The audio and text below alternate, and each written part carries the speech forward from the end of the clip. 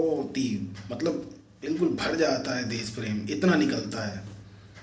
26 जनवरी, 15 अगस्त और तीसरा सबसे इम्पोर्टेंट इंडिया और पाकिस्तान का मैच, तब ऐसे देशभक्ति निकलती है, ऐसे निकलती कि तुम्हारी ऐसी तैसी हमारे इंडिया से टकराओगे, अब लो अब ही छक्का मारते हैं।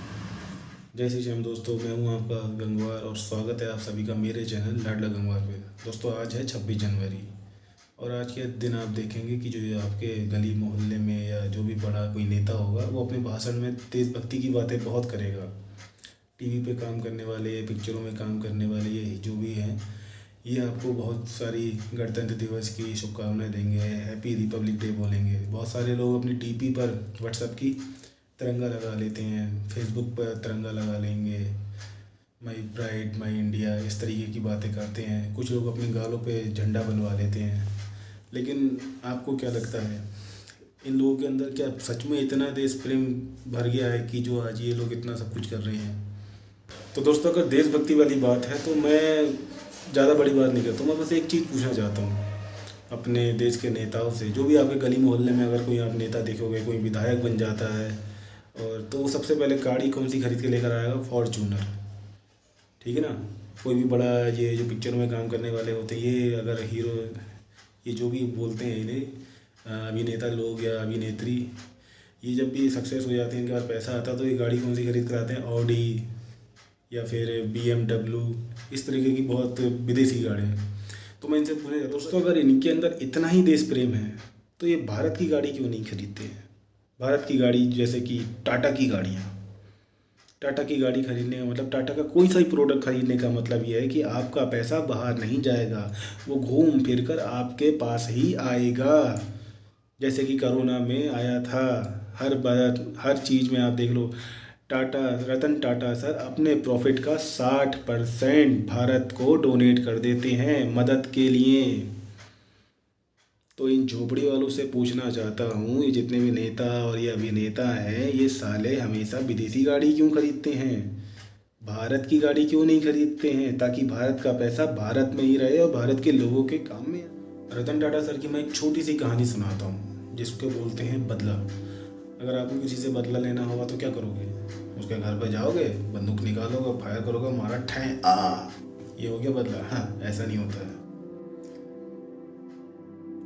टाटा कंपनी का एक टाइम ऐसा आया था जब उनके शेयर जो थे गिरने लगे थे। उनकी इंडिका कार जो थी वो धीरे धीरे उसकी बिक्री कम होने लगी थी और वो उसके शेयर नीचे गिरने लगे थे, तो काफ़ी ज़्यादा नुकसान होने लगा था। तो टाटा सर ने सोचा था कि इस कंपनी को हम बेच देते हैं। इसके लिए वो फोर्ड कंपनी के पास गए, फोर्ड मोटर्स के पास। अमेरिका में उसका हेडक्वार्टर था, वहाँ पे अपने सभी साझेदार जो थे उनके साथ में वो वहाँ पे चले गए। जाने के बाद में क्या हुआ, 3 घंटे तक मीटिंग चलती रही वहाँ पे। 3 घंटे मीटिंग के बाद में जो भी फैसला हुआ होगा वो हुआ टाटा मोटर्स को बेचने का। लेकिन तो फोर्ड कंपनी का जो मालिक था ना, विलियम क्ले फोर्ड जूनियर, उसको थोड़ा ज़्यादा ओवर कॉन्फिडेंस हो गया और उसने बातों बातों में टाटा सर को नीचा दिखाने के लिए कह दिया कि यार तुमसे जब इतना ये मोटर का काम तुम्हें समझ में नहीं आता है, ये बिजनेस के बारे में जब तुम्हें कुछ पता नहीं है, तो ये बिजनेस करने की ज़रूरत क्या थी? तुमने ये गाड़ी बनाकर इतना पैसे का नुकसान कर दिया। मैं तुम पर एहसान कर रहा हूँ तुम्हारी कंपनी खरीद कर। और टाटा सर को ने जब उनकी बात सुनी, उन्हें गुस्सा आ गया। उन्होंने कहा तेरी माँ की, मतलब ऐसा उन्होंने नहीं कहा, ये मेरे मुंह से निकल रहा है। वो बिल्कुल शांत हो गए। बस उन्होंने वहाँ पे एक निर्णय लिया कि अब वो अपनी कंपनी नहीं बेचेंगे। उसके बाद वो वापस आ गए। वापस आने के बाद में उन्होंने जो भी उनके साझेदार थे उनके साथ में मीटिंग करी। मीटिंग करने के बाद में उन्होंने बहुत मेहनत करी और अपनी कंपनी को जो नुकसान हो रहा था उस नुकसान से ऊपर उठा के फ़ायदे में लेके चले गए। लेकिन तो कहते हैं ना, समय का जो पहिया होता है वो गोल गोल घूमता है। अब टाटा जैसे जैसे ऊपर बढ़ रही थी वैसे वैसे फोर्ड मोटर्स नीचे गिरती आ रही थी। फोर्ड मोटर्स इतनी नीचे गिर गई, उसके शेयर इतने डाउन हो गए, उसकी जितनी भी कार्स थी वो बिक नहीं रही थी मार्केट में। मतलब इतना ज़्यादा वो हो गया था कि वो दिवालिया होने के कगार पे आ गई थी। अब क्या हुआ, जो फोर्ड मोटर्स का मालिक था विलियम क्ले फोर्ड जूनियर, वो टाटा सर के पास आया अपनी गाड़ी बेचने के। अब फंसी रजिया गुंडों में, ठीक है ना। अब देखो, तो टाटा सर के पास आया, बोला कि सर अब मेरी फटके हाथ में आ गई है और मेरी आप मदद करिए। मतलब उसने ऐसा नहीं कहा था, मैं आपको बताना चाह रहा हूँ, मेरी फीलिंग को आप समझो। वो टाटा सर के पास आया और उसने अपनी जो प्रॉब्लम थी कि मेरी मोटर्स बिक नहीं रही हैं और मैं बहुत दिवालिया होने के कगार पर आ गया हूँ, इससे मेरी हेल्प करो। तो टाटा सर ने उसकी जैगुआर और रेंज रोवर इन दोनों को 9300 करोड़ 93 करोड़ में ख़रीद लिया। लेकिन अब देखिए अब क्या हुआ, अब उसने फिर से वही शब्द दोहराए जो पहले कहे थे टाटा सर से, लेकिन इस बार थोड़ा अलग हुआ। उसने कहा, आपने मेरे ऊपर बहुत बड़ा एहसान कर दिया है मेरी ये कंपनी खरीद कर, नहीं अगर आप ऐसा नहीं करते तो मैं दिवालिया हो जाता, सड़क पर आ जाता, मेरी बहुत बदनामी होती। तो दोस्तों इसे कहते हैं बदला लेना, ठीक है ना।